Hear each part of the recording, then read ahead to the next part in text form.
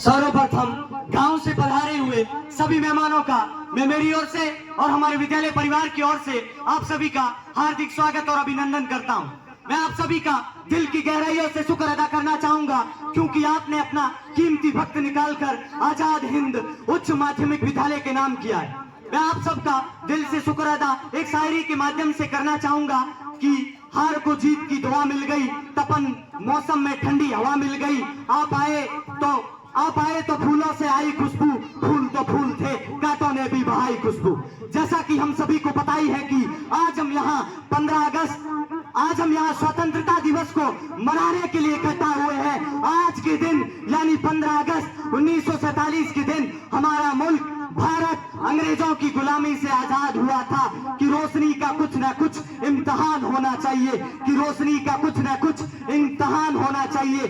बंद कमरे में भी रोशनदान होना चाहिए कि हिंदू मुस्लिम आपके माथे पे चाहे कुछ भी लिखा हो लेकिन आपके सीने में बस हिंदुस्तान होना चाहिए।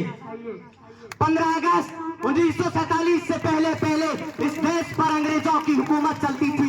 इस देश को अंग्रेजों ने मिटा के रख दिया था, इस देश की सरजमी को उजाड़ के रख दिया था, इस देश के लोगों को, इस देश के रोजगार को बेरोजगार कर दिया था। तब ये सब कुछ सहन करते करते थक गए, आखिरकार सहन शक्ति खत्म हो गई। तब इस देश के सरदारों के सरदार वीर भगत सिंह मैदाने जंग की लड़ाई में कूद पड़े और कूदते वक्त कहा, सरफरोशी की तमन्ना अब हमारे दिलों में है, सरफरोशी की तमन्ना अब हमारे दिलों में है, देखना है जोर कितना बाजुए का दिल में है। तथा भारत की जबाओं को जिंदा रखने के लिए अपने साथ उस समय सैनिकों ने एक दूसरे से कहा कि जान दे सकता है क्या साथ निभाने के लिए, अगर है हिम्मत तो बड़ा हाथ मिलाने के लिए। कहा कि जान दे सकता है क्या साथ निभाने के लिए, अगर है हिम्मत तो बड़ा हाथ मिलाने के लिए। ये जख्म दिल चेहरे पे सजा यूं ही नहीं रखा है, अगर कोई कुछ तमाशा तो हो दुनिया को दिखाने के लिए। तथा भारत के वीर जवानों ने अपने देश के तिरंगे को उड़ता फहरता देखने के लिए कहा कि एक झलक देख ले तुझको तो चले जाएंगे, कि एक झलक देख ले तुझको, एक झलक देख ले तुझको तो चले जाएंगे। अरे कौन आया है यहाँ उम्र बिताने के लिए, ऐसे ऐसे लफ्ज कहकर, ऐसे ऐसी शेरे शायरों में से अपने एक दूसरे के साथियों में जुनून और जज्बा भर के अपने देश के लिए मैदाने जंग की लड़ाई में कूद पड़े और कूदते कूदते अपने लहू को बहा दिया। जमीन का जर्रा जर्रा खून से लथपथ हो गया था लेकिन अपने देश के लिए रुके नहीं। उन्होंने हमारे बारे में सोचा था कि हमारी आने वाली नस्ल इस गुलामी के दशक में ना गुजारे। मैं उनके लिए 4 लाइनें कहना चाहूंगा कि आप ना होते तो हम यूं ही रह जाते।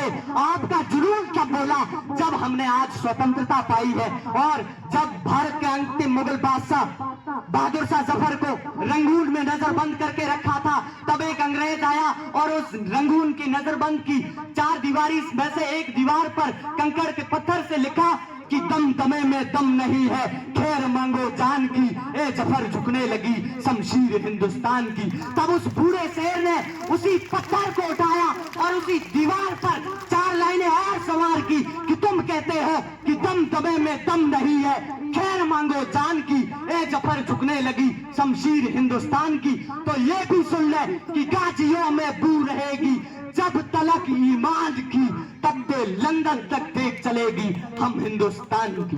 और मैं 4 लाइनें इस अपनी 3 मंजिला के लिए भी कहना चाहूंगा। भले ही ये मेरी मंजिल नहीं है लेकिन मेरी मंजिल तक पहुंचाने वाली मंजिल है। मैं कहूंगा कि कोशिश कर हल निकलेगा, आज नहीं तो कल निकलेगा। अर्जुन के तीर सा साध निशाना तू मरुस्थल से भी जल निकलेगा। ताकत जुटा हिम्मत को आग दे, औलाद का भी बल निकलेगा। दिल में उम्मीद रख कुछ कर गुजरने की, आज जो तमाशा है वो भी कल को चल निकलेगा। मैं अपनी 2 लाइन की शायरी से अपनी वाणी को विराम देना चाहूंगा कि भारत की फजाओं को सदा याद रखूंगा, भारत की ज़बाओं को सदा तमन्नाएं दिल में रखूंगा। आजाद था, आजाद हो, आजाद रहूंगा इंशाअल्लाह। जय